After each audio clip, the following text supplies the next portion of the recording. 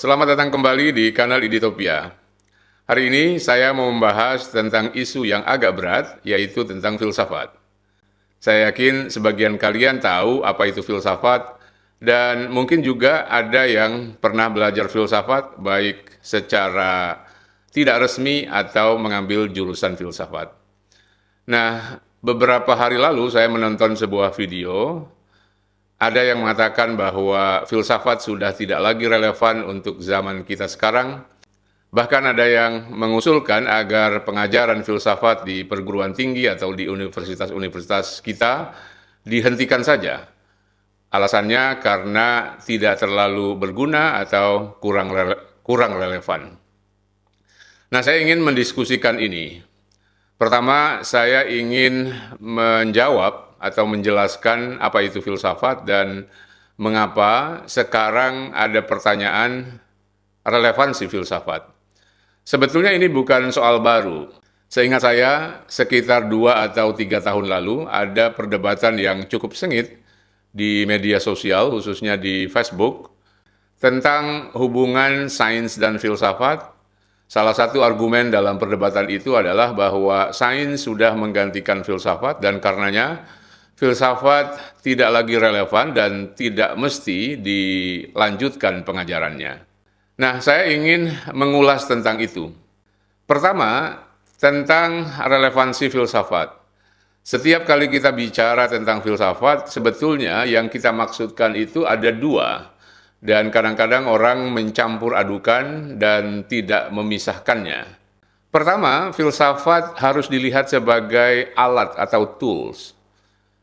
Maksudnya adalah alat manusia berpikir, alat manusia mencari kebenaran, alat di mana manusia berusaha untuk memenuhi hasrat pengetahuannya. Orang yang belajar filsafat pada dasarnya adalah orang yang ingin mengetahui problem-problem fundamental, masalah-masalah fundamental, karena memang hanya di dalam filsafat, persoalan-persoalan fundamental itu didiskusikan dengan sangat serius. Saya tidak menafikan bahwa disiplin lain juga berbicara tentang hal-hal fundamental, tetapi di dalam filsafat, hal-hal fundamental itu seringkali bersifat abstrak, terkait dengan nilai-nilai tertentu, terkait dengan fondasi atau landasan pengetahuan tertentu. Karena memang kalau kita bicara tentang hal-hal yang mendasar, kita berbicara soal epistemologi, dan tidak ada yang membahas epistemologi dengan sangat mendalam kecuali filsafat. Nah, jadi yang pertama yang harus kita perhatikan setiap kali kita berbicara tentang filsafat adalah filsafat sebagai alat atau filsafat sebagai tools, alat untuk kita berpikir, alat untuk kita mencari tahu hal-hal yang fundamental, ya. Bahkan di dalam cabang-cabang ilmu pengetahuan seperti fisika atau kimia atau biologi, selalu ada pertanyaan-pertanyaan filosofis di dalamnya dan selalu ada upaya untuk menjawab hal-hal mendasar yang tidak terkait langsung dengan bidang itu, ya. Pertanyaan-pertanyaan seputar apa itu kehidupan, seputar apakah kehidupan punya tujuan atau tidak, ya. Nah, pertanyaan ini muncul di dalam fisika atau biologi, tetapi para fisikawan atau biologi tidak membahas pertanyaan ini secara detail, ya, karena ini adalah pertanyaan filosofis. Nah, orang-orang yang tidak berlatar belakangkan filsafat, orang yang tidak mengkaji filsafat secara detail, bisa mengajukan pertanyaan-pertanyaan filosofis ini. Dan pertanyaan-pertanyaan filosofis ini yang saya sebut sebagai tools atau alat, ya. Nah, yang kedua, filsafat sebagai disiplin. Maksudnya adalah filsafat sebagai cabang ilmu pengetahuan di mana ia memiliki metodologi, memiliki kerangka kerja, dan memiliki isu-isu fundamental di dalamnya. Nah, filsafat sebagai disiplin ilmu sudah berkembang sejak lama. Dan setiap kali kita merujuk pada sejarah filsafat, biasanya yang kita maksudkan adalah filsafat sebagai sebuah disiplin.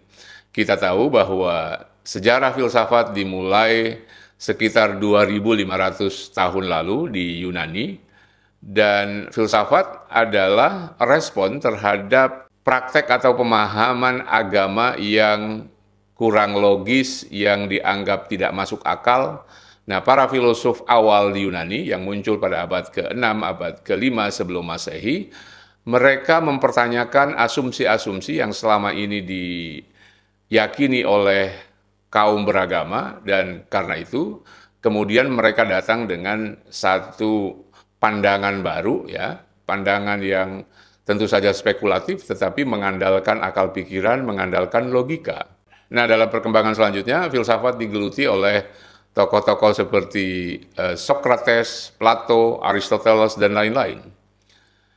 Sampai beberapa abad kemudian, bahkan beberapa belas abad kemudian, filsafat menjadi sebuah disiplin yang dikembangkan, diajarkan, bahkan dianggap sebagai ratu dari segala ilmu pengetahuan, the Queen of Sciences. Apa yang diajarkan di beberapa fakultas atau di beberapa jurusan di Universitas Indonesia sekarang ini, itu adalah filsafat sebagai disiplin. Misalnya di UGM ada jurusan filsafat. Nah, itu yang saya sebut sebagai filsafat sebagai disiplin. Nah, menurut saya, filsafat sebagai tools itu tetap relevan sampai kapanpun, ya. Filsafat sebagai alat itu dibutuhkan oleh manusia, dia tetap relevan dan tidak akan pernah berakhir. Yang jadi masalah atau yang patut dipertanyakan adalah filsafat sebagai disiplin. Filsafat sebagai disiplin seperti kita memahaminya pada masa klasik atau selama abad pertengahan, saya kira sudah tidak relevan lagi, atau mungkin kurang relevan. Kalaupun ada universitas atau perguruan tinggi yang ingin membangun departemen falsafah, tujuannya saya kira tidak seperti dulu lagi. Tujuannya bukan betul-betul ingin mencari kebenaran atau ingin mencari sesuatu sebagai solusi seperti pada masa silam. Saya kira kalau ada jurusan filsafat itu sebagai pemanis saja, sebagai pelengkap dari sebuah universitas. Karena biasanya di universitas-universitas besar selalu ada jurusan itu, maka jurusan filsafat dibuka.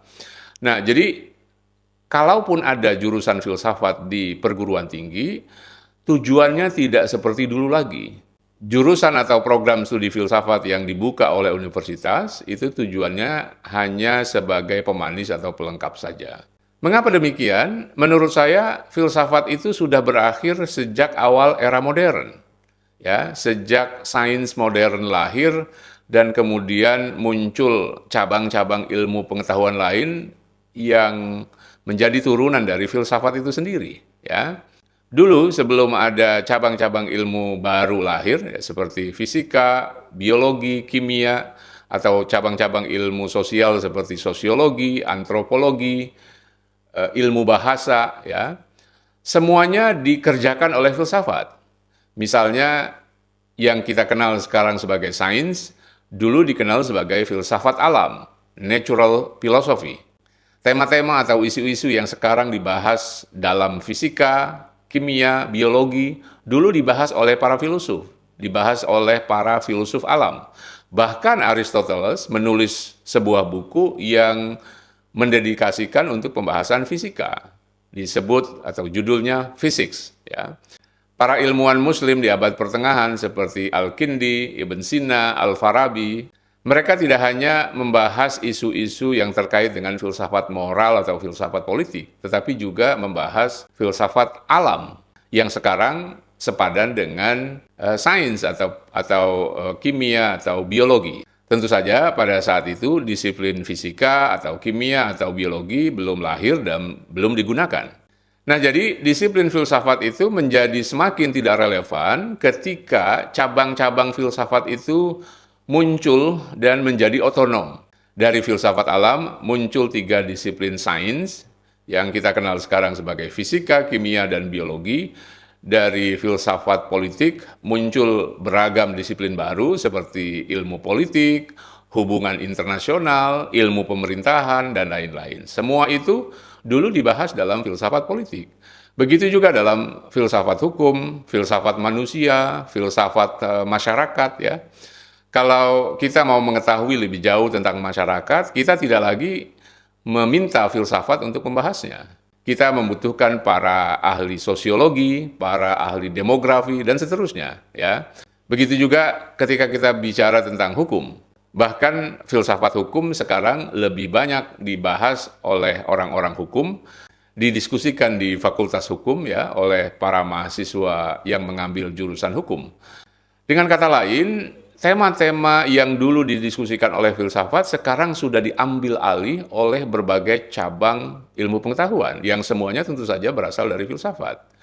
Nah, karena itu, pertanyaan apakah filsafat masih relevan, menurut saya, filsafat sebagai alat, dia masih relevan, tetap diperlukan, tetap digunakan oleh siapapun. Ya.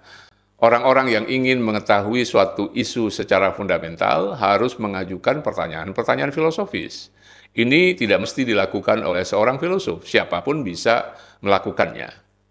Nah, tetapi filsafat sebagai disiplin ilmu itu semakin kurang relevan, semakin kurang memiliki tempat. Kalau kita mau jujur, misalnya di dalam negara atau di dalam pemerintahan, ya, kita lihat para pengambil kebijakan, para penguasa tidak lagi meng-hire para filosof. Kalau di masa lalu, para filosof itu biasanya menjadi penasehat kerajaan. Kita tahu Aristoteles dulu adalah guru dari Alexander the Great, dan dia beberapa kali diminta untuk menjadi penasehat di pemerintahan.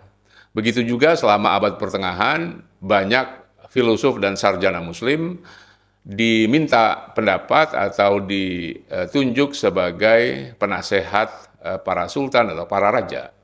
Nah, jadi di masa silam, peran filosof itu sangat sentral, sangat penting sekali, ya.